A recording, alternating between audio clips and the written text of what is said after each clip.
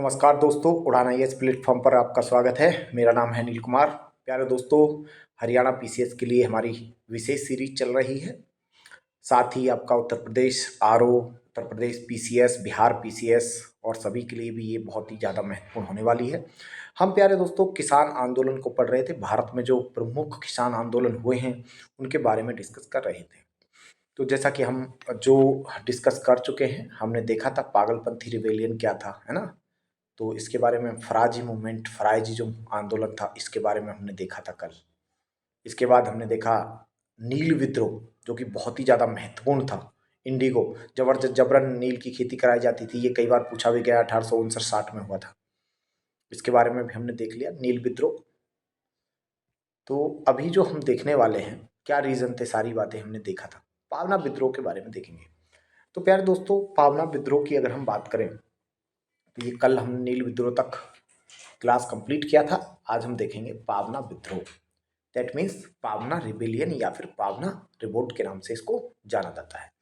पावना विद्रोह की बात करें दोस्तों, आप देख सकते हैं कि इसका नेतृत्व ईशान चंद्र राय कर रहे थे और शंभूपाल यदिमुल्ला, ठीक है, 3 लोग थे। तो मैंने बताया, एक तो था ईशान राय चंद, ठीक है, राय ईशान चंद राय, ईशान चंद राय हो गया, शंभूपाल हो गया, और फिर आप देख सकते हैं यदिमुल्ला।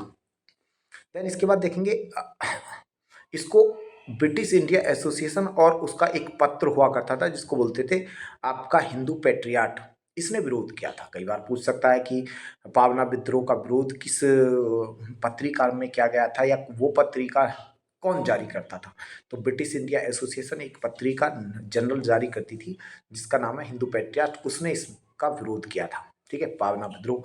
अब ये क्षेत्र कौन सा है, तो दोस्तों देख सकते हैं ये बंगाल के क्षेत्र में हुआ था, बंगाल के क्षेत्र में हुआ था। अब यहाँ पर देख सकते हैं, बड़ा ही महत्वपूर्ण बात है। बंगाल में दोस्तों एक नियम था, इस नियम के तहत क्या था, किसानों को सुरक्षा दी गई थी। क्या सुरक्षा है कि 12 वर्ष तक अगर कोई किसान एक ही भूमि पर खेती कर रहा है, मान लीजिए ये एक भूमि है, इस पर ए नाम का किसान खेती कर रहा है और इसको करते करते लगभग 12 ईयर हो गए हैं। तो प्यारे दोस्त, इसको जमींदारी यानी जो जमींदार होता था वो इसको बेदखल नहीं कर सकता था, ठीक है, ये था। लेकिन जमींदार लगातार इस चीज़ का वायलेशन करते थे, है ना।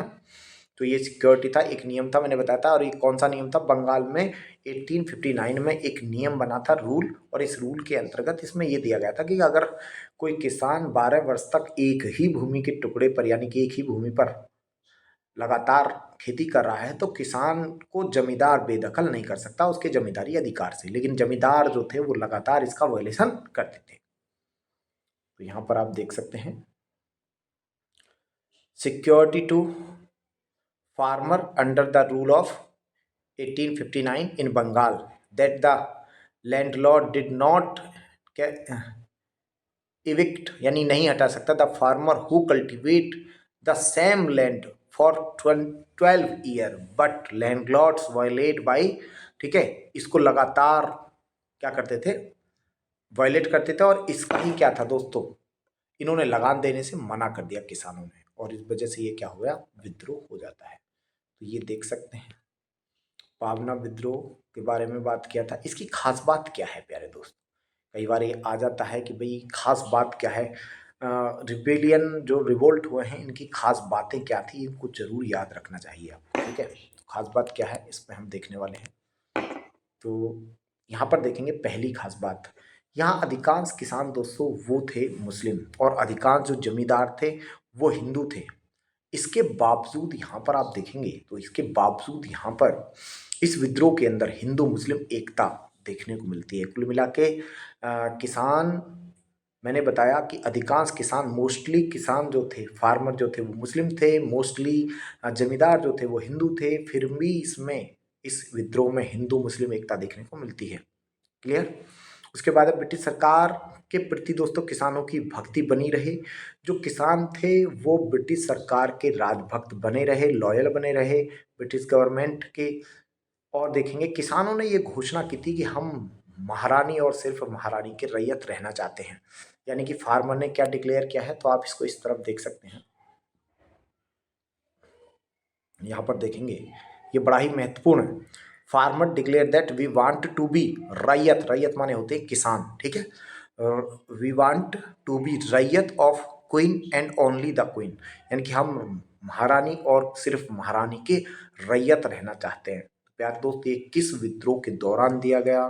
तो मैंने बता दिया, पावना विद्रोह के दौरान दिया गया। इसका मतलब ये हुआ, दैट मीन्स मैं ये कहना चाह रहा हूँ प्यारे दोस्त, ये बड़ा ही महत्वपूर्ण बात है कि ये किसान जो थे वो संकीर्ण, इनके ये संकीर्ण यानी कि नैरो जो सोच है, नैरो, ठीक है, माइंड सेट को दिखाता है ये, है ना। इसका मतलब ये हुआ, इन्होंने अपने निकटवर्ती शोषक को तो पहचान लिया जो कि जमींदार था, लेकिन जो वास्तविक शोषक है उसको नहीं पहचान सके। जैसे मैं एक एग्जांपल यहाँ पर देता हूँ, आप इसको समझने का प्रयास करें।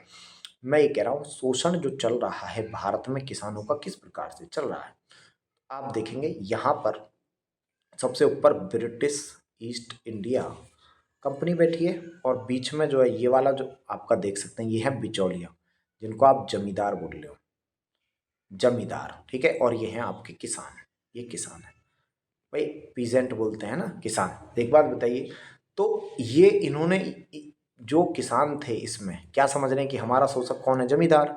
लेकिन रियली में जमींदार को भी किसने नियुक्त किया हुआ है? ये मीडिएटर के रूप में भूमिका निभाते थे, बिचौलिया के रूप में। तो ब्रिटिश इंडिया कंपनी ने ही तो इनको अधिकार दे रखे हैं। तो रियली में वो वास्तविक शोषणकर्ता कौन है दोस्तों? जो ब्रिटिश इंडिया कंपनी है, अर्थात ब्रिटिश गवर्नमेंट है, उसको पहचानने में ये लोग विफल रहे, है ना। और अपने निकटवर्ती शोषणकर्ता को ही वास्तविक शोषणकर्ता समझते थे, जो कि जमींदार हुआ करते थे। तो ये क्वेश्चन यूपीएससी ने पूछा भी हुआ है, और आपके डिफरेंट एग्जाम्स में भी पूछा है। तो मैंने बताया कि ये निकटवर्ती शोषक को तो पहचान गए मेरे प्यारे, लेकिन देख सकते हैं दोस्तों, परंतु दूर स्थित जो मूल शोषक है, रियल एक्सप्लॉइटेटर है, ओरिजिनल जो आपका एक्सप्लॉइटेटर है, जो कि ब्रिटिश गवर्नमेंट है, उसको नहीं पहचान सके। इस तरह देख सकते हैं कि ये जो आंदोलन था वो ब्रिटिश, देख सकते हैं यह विद्रोह साम्राज्यवादी विरोधी ना होकर सामंतवादी विरोधी था। सामंतवाद का मतलब क्या है? यानी कि जमींदार, महाजन, सूदखोर, इनके विरोध में था। यानी कि मैन साम्राज्यवादी विरोधी नहीं है, ये साम्राज्यवाद का विरोध नहीं करता। तो देखेंगे ब्रिटिश सरकार, यानी कि ये कह सकते हैं ब्रिटिश सरकार के विरुद्ध ना होकर जमींदारों के शोषण के विरुद्ध था, बिल्कुल था। तो ये आप देख सकते हैं यहाँ पर क्वेश्चन भी आ गया, हम सिर्फ महारानी और सिर्फ महारानी के रैयत रहना चाहते हैं। टिप्पणी करें, कमेंट करें, वो इसके बारे में बताया गया है, ठीक है जी। तो ये रहा। इसके बाद हम देखेंगे भाई आपका दक्कन के विद्रोह, बड़ा ही महत्वपूर्ण है, और यहाँ से भी लगातार क्वेश्चन आते हैं। दक्कन रिबेलियन या राइट्स बोलते हैं कई बार इनको, दक्कन राइट्स, जो कि 1775 में हुए थे। तो दक्कन राइट्स के बारे में अगर हम बात करें तो देखते हैं जरा दोस्तों। एक्चुअली जो दक्कन है, पहले आप इसकी ज्योग्राफी को समझने का प्रयास करिए। ये दक्कन का रीजन है, ठीक है, और ये किससे बना हुआ है? तो ये बसाल्ट से बना है, अर्थात ज्वालामुखी उद्गम से ये जो है बना था। और यहाँ पर काली मिट्टी पाई जाती है, और काली मिट्टी हमेशा कॉटन, है ना, कॉटन हो गया, इसके लिए काली मिट्टी क्या है? कपास के उत्पादन के लिए बड़ी अच्छी होती है, ठीक है। तो प्यारे दोस्त, दक्कन की अगर हम बात करें, दक्कन के विद्रोह मतलब क्यों हुए, क्या कारण था? देखो, अल्पकालिक समृद्धि के बाद अत्यधिक दरिद्रता के कारण किसानों में असंतोष था। यानी कि शॉर्ट टर्म के लिए, कुछ समय के लिए समृद्ध प्रदेश रहा दक्कन, और फिर ये काफ़ी गरीब, काफ़ी स्थिति यहाँ की बेकार हो गई। इसकी वजह से जो यहाँ के किसान थे वो असंतोष उनके अंदर आ गया। अल्पकालिक समृद्धि का मतलब मैं कह रहा हूँ, एक कह सकते हो कि आपका कह सकते हैं कि भाई हाँ, शॉर्ट टर्म प्रॉस्पेरिटी है ना, लेकिन लॉन्ग टर्म नहीं है। क्यों नहीं है? क्योंकि यहाँ पर हुआ क्या है, इसका पूरा रीजन समझने का प्रयास करिए।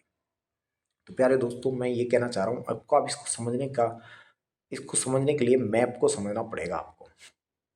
चलिए, ये है आपका वर्ल्ड,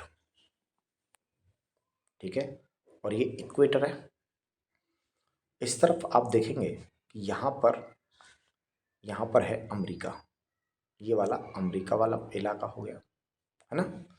ये आपका यूरोप है, यानी यूके, या फिर आपका पूरा का पूरा ये यूरोप हो जाएगा, है ना। और इस तरफ ये यहाँ पर इंडिया, इंडिया, यहाँ पर इंडिया हो गया आपका, इंडिया। समझने का प्रयास करेंगे। तो हुआ ये था कि अमेरिका में गृह युद्ध हो जाता है 1860 के आसपास। 1860 की वो समय है जब ब्रिटेन में औद्योगिक क्रांति चल रही है, अर्थात बहुत बड़े स्तर पर प्लांट बनाए जा चुके हैं और ये प्लांट मैंने बताया बहुत बड़े स्तर पर इसको कच्चे माल की जरूरत है, रॉ मटेरियल को। रॉ मटेरियल कहाँ से आएगा? या तो जो ब्रिटेन के उपनिवेश हैं, कॉलोनीज हैं, जैसे भारत था, वहां से आएगा, है ना। तो ये लोग क्या करते थे एक्चुअली, इससे पहले गृह युद्ध से पहले अमेरिका अपने जो कच्चे माल था उसमें जैसे मेनली कॉटन जो था, यहाँ पर अमेरिका में अच्छे टाइप की कॉटन मिलती थी, तो यहाँ पर यूके उसकी पूर्ति करता था, अर्थात अमेरिका से कॉटन क्या करता था, एक्सपोर्ट यानी कि कह सकते हो आप इंपोर्ट करता था, है ना, मंगाता था। लेकिन क्या हुआ 1860 के आसपास मैंने बताया कि भाई यहाँ पर आ गया सिविल वॉर, अर्थात गृह युद्ध की स्थिति आ गई ब्रिटेन किसके अंदर, अमेरिका के अंदर। और जब गृह युद्ध की स्थिति आई तो वहाँ से जो कॉटन आ रहा था ब्रिटेन में, जिससे वो जींस बनाते थे या विभिन्न प्रकार के कपड़े बनाते थे, वो बंद हो गया। इसकी वजह से अब अंग्रेजों ने देखा कि भाई हम, क्योंकि कच्चे माल की जरूरत है कॉटन की, तो उन्होंने देखा कि भारत का जो दक्कन रीजन है, ये वाला जो रीजन है, ये बड़ा कॉटन की दृष्टि से बड़ा ही महत्वपूर्ण है, ठीक है, क्योंकि यहाँ पर काली मृदा पाई जाती है। तो क्यों ना हम कॉटन का यहाँ से क्या करने लगे, क्यों ना हम यहाँ से, ठीक है, मंगाने लगे, मतलब एक प्रकार से इंपोर्ट करने लगे। तो उस पूर्ति को, क्योंकि गृह युद्ध के दौरान अमेरिका ब्रिटेन या फिर यूरोप की कॉटन डिमांड को पूरा नहीं कर पा रहा, तो दक्कन मैंने बताया ये लोग क्या करने लगते हैं, कॉटन की यहाँ पर खेती उगाना स्टार्ट करते हैं और जबरन खेती करवाने लगते हैं, किसकी, कॉटन की। और मैंने बताया इससे क्या हुआ कि किसानों को इन्होंने लाभ भी दिया, क्योंकि कॉटन एक प्रकार की कह सकते हो कि कैश क्रॉप है, नकदी फसल है, तो इन्होंने लाभ दिया। अब इसकी लाभ की वजह से इस क्षेत्र में दोस्तों लगभग 30 से 50% का जो लैंड रिवेन्यू था वो बढ़ा दिया, क्योंकि किसानों को ज़्यादा बेनिफिट हो रहा है, तो किसान भी लगान भी ज़्यादा दे रहे हैं, कोई दिक्कत नहीं है। बट प्यारे दोस्तों हुआ क्या कि कुछ टाइम बाद अमेरिका में गृह युद्ध समाप्त हो गया, अमेरिका की स्थिति स्टेबल हो गई। अब क्या करने लगा, अब ब्रिटेन और यूरोप जो था वो फिर से अमेरिका से क्या मंगाने लगा, कॉटन मंगाने लगा। लेकिन प्यारे दोस्तों उसने क्या किया, जो भारतीय कॉटन था उसको, उसकी डिमांड हो गई खत्म, क्योंकि कॉटन की यहाँ की जो क्वालिटी थी, अमेरिका के कॉटन की क्वालिटी ज़्यादा अच्छी थी, तो इन्होंने कर दिया कॉटन मंगाना बंद। अब इससे क्या हुआ, एक तो किसानों की ज़मीन, मैंने बताया कॉटन वगैरह ये चीज़ें उगाएंगे, इंडिगो उगाएंगे, एक तो फर्टिलिटी पर फर्क पड़ता है, उर्वरकता पर भी फर्क पड़ता है। उस टाइम पे खाद्यान्न फसलें, जब आप कॉटन उगाएंगे, कैश क्रॉप उगाएंगे, कोई भी इंडिगो की खेती, या है ना, इंडिगो की खेती भी यहाँ पे स्टार्ट की थी इन्होंने, तो इसकी वजह से क्या होगा, मैंने बताया कि फर्टिलिटी कम हो जाएगी, दूसरा खाद्यान्न फसलों की कमी होगी, क्योंकि आप कैश क्रॉप ज़्यादा उगा रहे हो, तो खाद्यान्न फसलें, फूड आइटम्स की कमी हो जाएगी, और इसकी वजह से किसान क्या करेंगे, दंगा स्टार्ट कर देंगे। तो प्यारे दोस्तों यही एक कारण था, यानी कि कुछ समय के लिए यहाँ के किसान समृद्ध हो गए, जब वो कॉटन क्या करते थे, बेचते थे, किसको, ब्रिटेन को, उनको लाभ मिला और उन्होंने टैक्स भी ज़्यादा पे किया, लगान भी ज़्यादा दिया। लेकिन कुछ समय बाद जब इनकी कॉटन यहाँ से बंद कर दिया, अमेरिका से फिर से मंगाने लगे, तो इनका कॉटन बिकना बंद हो गया और अब इनको समस्या आने लगी, खाने पीने की वस्तुएं तक इनके पास नहीं रही, है ना, यानी कि फूड आइटम्स का मतलब इन्फ्लेशन आ गया, किसानों ने दंगा स्टार्ट कर दिया। और तो और भू राजस्व को दोस्तों इन्होंने जो बढ़ाया, भू राजस्व था इस क्षेत्र में, जो लैंड रिवेन्यू बढ़ाया है, लगान जो बढ़ाई थी, उसको भी कम नहीं किया।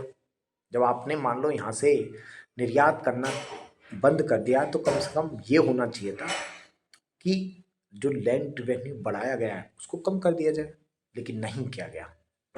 ये भी एक बात, आगे देखते हैं।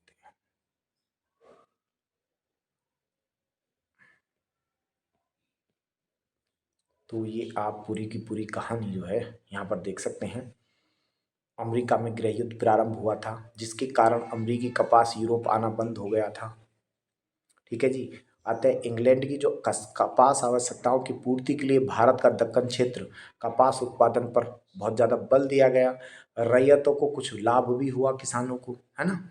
किसान सरकार ने भू राजस्व में 30 से 50% की वृद्धि कर दी थी, है ना। परंतु गृह युद्ध समाप्त होने के बाद क्या हुआ, अमेरिका और इंग्लैंड का पुनः सुचारू रूप से मतलब प्रारंभ हो गया था। अमेरिका इंग्लैंड का जो व्यापार था वो दोबारा से स्टार्ट हो गया। दक्कन की कपास की मांग जो है वो कम हो गई, ठीक है, मंदी का सामना करने लगी, क्योंकि मैंने बताया ज़्यादा डिमांड थी यूएसए की जो। इसके बाद देखेंगे अमेरिका इंग्लैंड के यानी दोबारा से व्यापार स्टेब्लिश हो गया दोबारा से।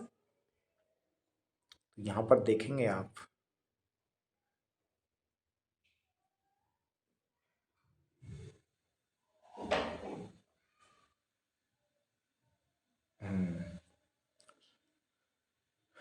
दक्कन की कपास मंदी का सामना करने में बढ़ी हुई राजस्व दरों को भी कोई कम नहीं किया गया। बढ़ी हुई जो राजस्व दर थी, लैंड रेवेन्यू था, उसको भी डिक्रीज नहीं किया गया। ये था आपका दक्कन का विद्रोह, दक्कन विद्रोह। इससे क्या हुआ आगे देखेंगे। किसानों ने दोस्तों जमींदारों और महाजनों का बहिष्कार कर दिया, बाइकआउट कर दिया, लैंडलॉर्ड्स का, मनी लॉन्डर्स का, उनके खेतों में काम करने से मना कर दिया। और तो और अन्य वर्गों ने भी कार्य करने से मना कर दिया, ना केवल किसान, अन्य जो लोग थे उन सभी वर्गों ने बोल दिया कि हम महाजन और आपके जमींदारों के यहाँ पर काम नहीं करेंगे। यह सामाजिक बहिष्कार दोस्तों जल्दी ही कृषक दंगों में कन्वर्ट हो गया, ठीक है, फार्मर राइट्स में कन्वर्ट हो गया, यानी this social boycott soon turn into farmer rights, ये कन्वर्ट हो गया। ब्रिटिश संस्थानों और ऑफिस जो थे, जमींदार जो महाजनों की जो संपत्ति थी, घर था, प्रतिष्ठान थे, यानी कि संस्थान जो थे, उन पर हमला करना स्टार्ट कर दिया, किसने, किसानों ने। और दोस्तों महाजनों के जो ऋण संबंधी दस्तावेज थे, ऋण संबंधी, महाजन, महाजन का मतलब है मनी लॉन्डर यानी सूदखोर जिसको आप बोलते हो, इनों के जो दस्तावेज थे उनको जला दिया गया, उनको लूटा गया, ठीक है ना। सरकार, ऑब्वियस सी बात है कि इसका क्या करेगी, देख सकते हैं सरकार ने दंगों का कठोरता से दमन किया, ठीक है। और अंततः देख सकते हैं 1879 में दोस्तों दक्कन कृषक राहत अधिनियम पास किया गया, जिसको आप बोल सकते हैं दक्कन फार्मर रिलीफ एक्ट, ठीक है। कब पास हुआ, 1879 में ये पास हुआ, ठीक है, पारित किया गया। लगान वसूल के कुछ समय के लिए दोस्तों स्थगित कर दी गई और आंदोलन समाप्त हो गया, यानी कि जो लगान वसूली थी उसको कुछ समय के लिए रोक दिया गया कि लगान अभी वसूल नहीं किया जाएगा। इस प्रकार देख सकते हैं कि ये था आपका दक्कन का विद्रोह, ठीक है जी। तो हमने देखा दक्कन विद्रोह, इसके बाद हम आगे देखेंगे दोस्तों। अब ये जो हम पढ़ने वाले हैं, तो दक्कन विद्रोह हमने देख लिया है। 20वीं शताब्दी में, 19वीं शताब्दी में किसान आंदोलन को पढ़ा हमने। 20वीं शताब्दी में किसान आंदोलन कौन कौन से हुए थे इसको भी देख लेते हैं, ठीक है।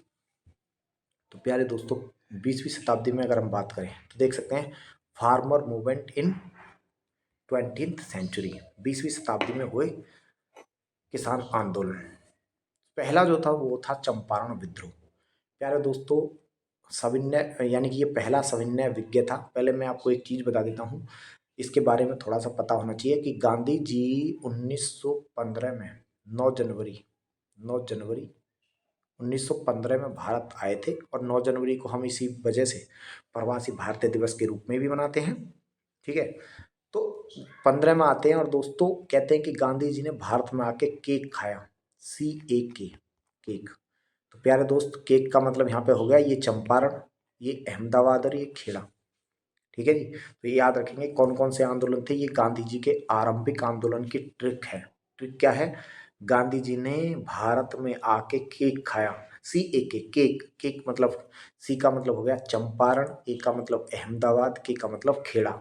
तीन आंदोलन है, चंपारण आंदोलन, अहमदाबाद मजदूर मिल आंदोलन और खेड़ा आंदोलन, ठीक है। तो इनके बारे में हम बात करेंगे, लेकिन यहाँ पर हम केवल किसान आंदोलन की बात कर रहे हैं। तो 19वीं शताब्दी के जो किसान आंदोलन हुए, यानी कि 19वीं 20वीं शताब्दी के, उनके बारे में बात करें तो पहला जो कि किसान आंदोलन था भारत में जो हुआ वो था आपका चंपारण आंदोलन, ठीक है जी। इस पर ही हम बात कर रहे थे। तो चलिए चंपारण आंदोलन को ही देख लेते हैं।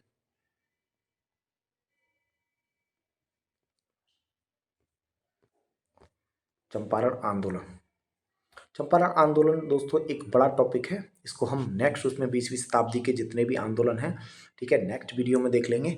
अगर वीडियो आपको पसंद आया हो तो प्यारे दोस्तों वीडियो को लाइक करिए, शेयर करिए, सब्सक्राइब करिए, अपने अन्य दोस्तों तक भेजिए।